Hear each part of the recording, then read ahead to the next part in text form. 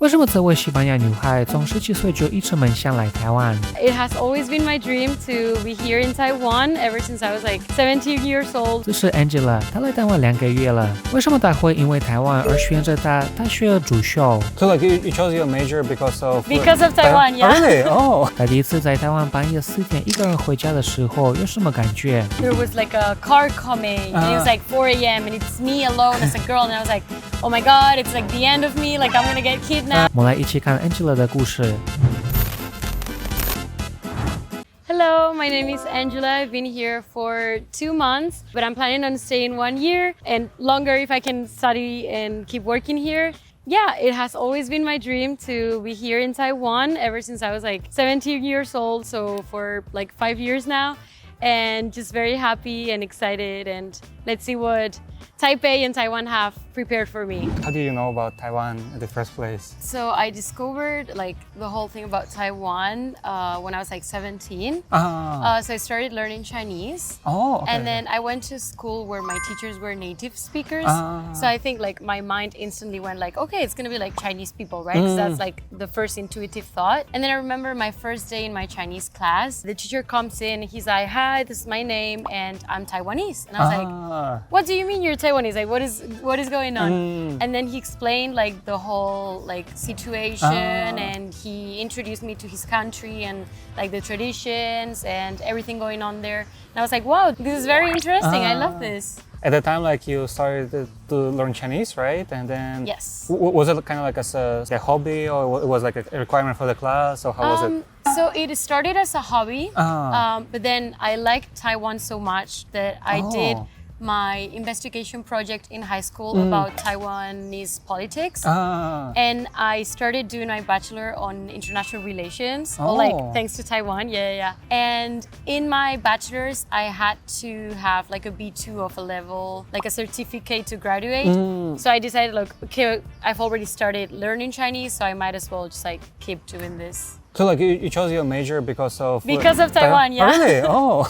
And then I did my bachelor's thesis on Taiwan and my master's thesis on Taiwan as well. So very like Taiwan career focused. Yeah. When did you decide to actually come here? Like, was it like when you were studying in high school, or maybe like in your university? I've always kind of wanted to come here, to travel, study, work, like whatever worked best at the time, but I never really had the chance. COVID came, and then I did 1 year abroad in Germany, and then I went to Belgium to work. So it was always like I had another priority before Taiwan in a way. I finished my master's this year, and it was like, okay, I either start working or I have the chance to go do what I actually want to do, which is come to Taiwan. And I researched and I found a very interesting scholarship that allows me to be here and study Chinese. And now I got it and I'm here, so very happy. Yeah. For you, like why did you always wanted to learn more about Taiwan, or why you wanted to always come here? What was kind of like the reasoning for this? The reason? I feel like I've always been very interested in Asian culture. I've been born and raised in the Chinatown of Madrid. So it's something that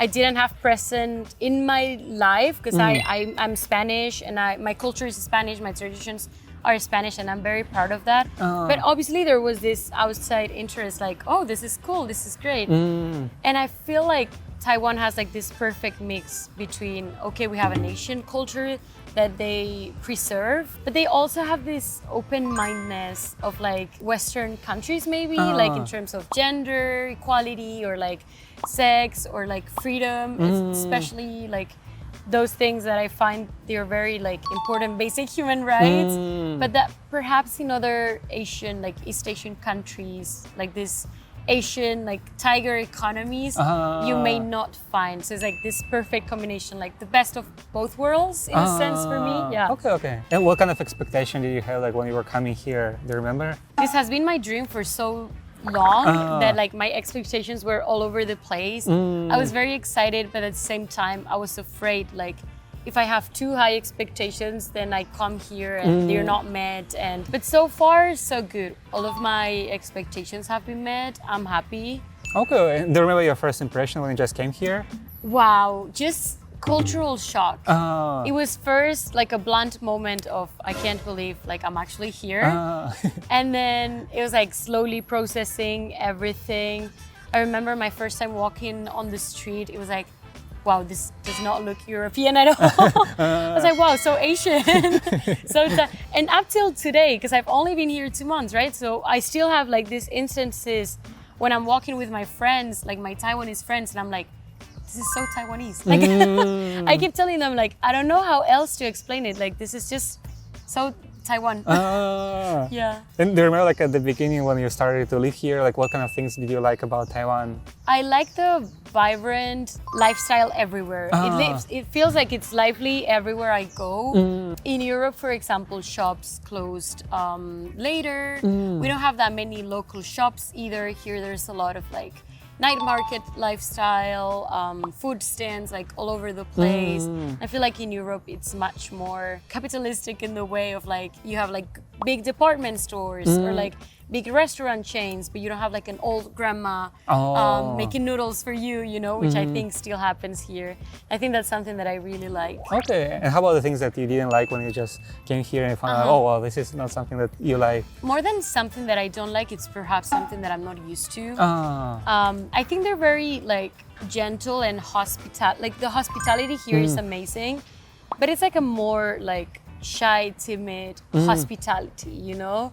It's not as lively as we are in Spain, you know, like party and outgoing, and I make friends very easily, and perhaps here people are more reserved. That's something that I was a bit like, oh, like, okay. Do you remember what was kind of your culture shocks or something that you're still experiencing, like, because you've been here 2 months? Like, For example, I don't know if it's culture, but the lesetong, there's not enough trash cans. Like, I have to carry my trash everywhere. What's up with that? It's like if I go have like a bubble tea or a coffee or I just blow my nose and I have a tissue and it takes me like 20 minutes to get rid of my trash because I just have to carry it everywhere. Yes. That was something that I was like, wow, and so surprised that the streets are very clean for how like the lack of trash cans compared to like Spain, for example. In Spain, there's trash cans every like 50 meters. We would have like one here and one right there. And here still everything is very clear, very well like conserved. And I'm like, wow, so people do actually not care about like carrying their trash around as long as they don't like throw it around. You've been here like for 2 months, right? Like, was there any crazy stories? Anything crazy happened to you? I don't know how crazy this is. It was more surprising to me. I went to the south last week. So I went to Kaohsiung City, and then we felt like it was okay, but it was too city-like. So we decided, okay, let's do like auto stop, like stopping cars and go around like small villages next to Kaohsiung. And it was a very interesting experience. It felt very safe, and I remember constantly talking with my Spanish friend that came with me, like, we could never do this in Spain.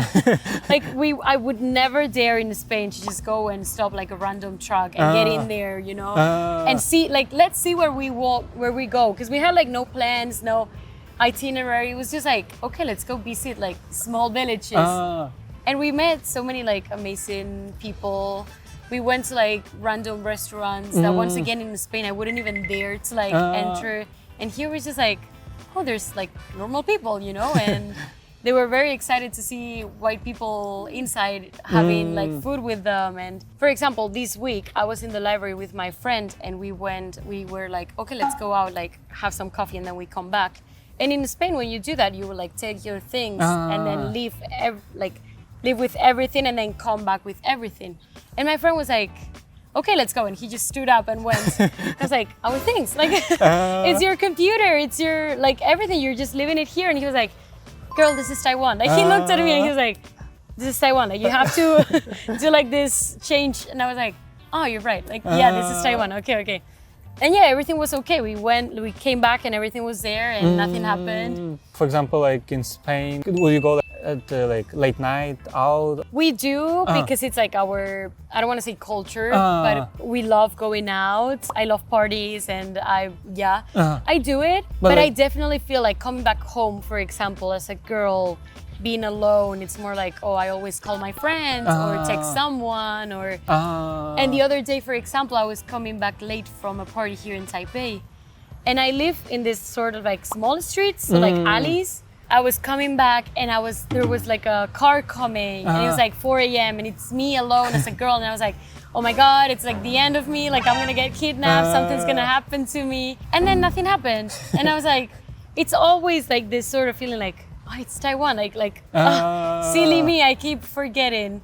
So, like, was it surprising for you, like how safe it is? Yeah, I have heard about it, but it's always different, like hearing about it and living it. So it's like, okay, I knew it was gonna be safe, but actually being here and feeling like it's safe, it was like definitely surprising. Yeah. Okay, cool. How about like something you saw in Taiwan that you think it would be cool to have in Spain? Kind of like looking for the collective well-being and caring about others, that I think in Spain we're very like extroverted and friendly, but then it's like this sense, like we call it picardia, which is like this sense of if I can take advantage of one situation, I'm going to. It's very small things, but for example, if I go to McDonald's and there's like free ketchup, here I feel like people are very like correct in that sense, and they just speak like one ketchup for themselves and that's it.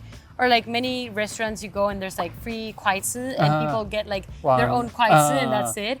And in Spain, you put like free kuaizi and everyone's just like getting like 5. And you're like, why are you getting 5? Like you don't need 5 kuaizi, you know? Like, and it's just like the Spanish sense of I need to get as much as possible, and if I can take advantage of this situation, I'm going to, you know? If there's like free water, people are getting like 1 liter of water. And it's like, why? Like, are you seriously saving much money on like water? And it's like, no, 1 cent. But like, I'm doing it anyways. And here in Taiwan, people don't do that. Like, they don't take advantage of these like small situations.